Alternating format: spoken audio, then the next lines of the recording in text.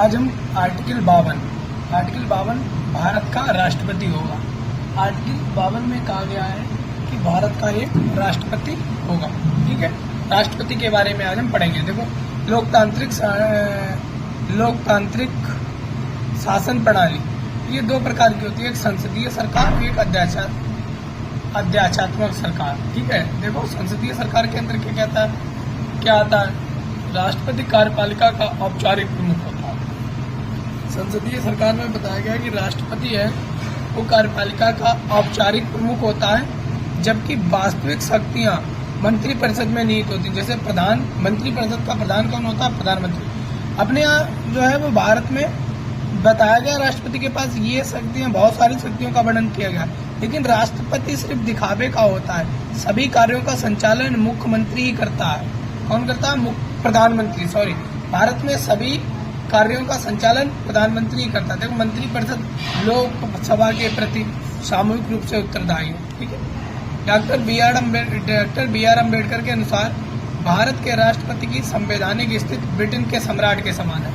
यानी जो doctor B are Ambedkar ने कहा कि भारत का जो राष्ट्रपति होगा, उस राष्ट्रपति है उसकी स्थिति संवैधानिक स्थिति ब्रिटेन के सम्राट के समान है। यानी जिस प्रकार ब्रिटेन के सम्राट की संवैधानिक स्थिति है, उसी प्रकार भारत के राष्ट्रपति की संवैधानिक स्थिति है। ठीक है, आर्टिकल 52 कहता है कि भारत का एक राष्ट्रपति होगा। आर्टिकल 53 कहता है संघ की सभी कार्यपालिका शक्तियां राष्ट्रपति में निहित होती हैं, जिसका प्रयोग वह संविधान के अनुसार स्वयं या अधीनस्थ पदाधिकारियों के माध्यम से करता है। यानी जो उसके पास शक्तियां होंगी उसका वह स्वयं प्रयोग कर सकता है या अधीनस्थ पदाधिकारियों के माध्यम से करेगा।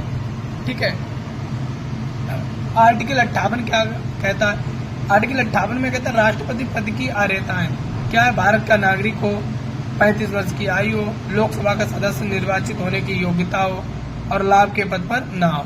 ठीक है, नोट, वर्तमान में राष्ट्रपति, उपराष्ट्रपति, राज्यपाल, राज्यों के राज्यपाल और संघ अथवा राज्यों के मंत्रियों के पद को लाभ का पद नहीं माना जाता। इन जो 4 पद बताए गए हैं, इनको लाभ का पद माना नहीं जाता है। ठीक है, आर्टिकल 54 में राष्ट्रपति का निर्वाचक मंडल यानी किस प्रकार चुनाव होगा। 55 राष्ट्रपति के निर्वाचन की रीति। आर्टिकल 56 राष्ट्रपति की पदावधि कितने समय के लिए होगा। 57 पुनर्निर्वाचन के लिए पात्रता।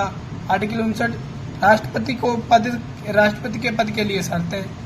आर्टिकल 60 राष्ट्रपति द्वारा शपथ या प्रतिज्ञान। आर्टिकल 61 राष्ट्रपति पर महाभियोग चलाने की प्रक्रिया।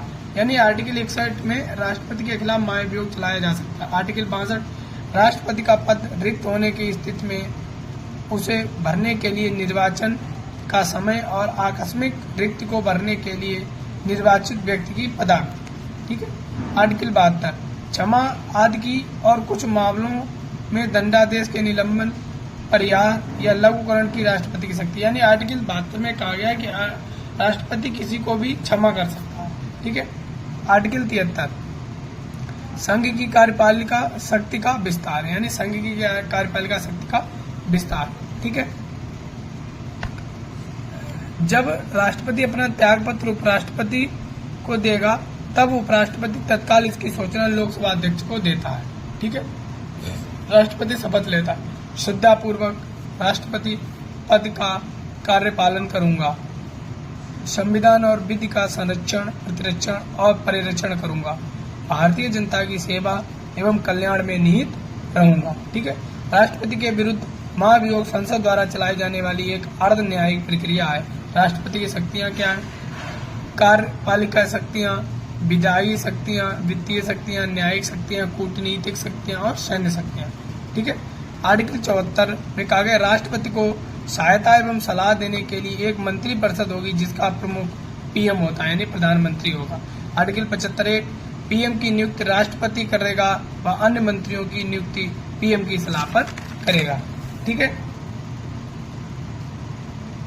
और शक्तियों के बारे में हम अगली क्लास में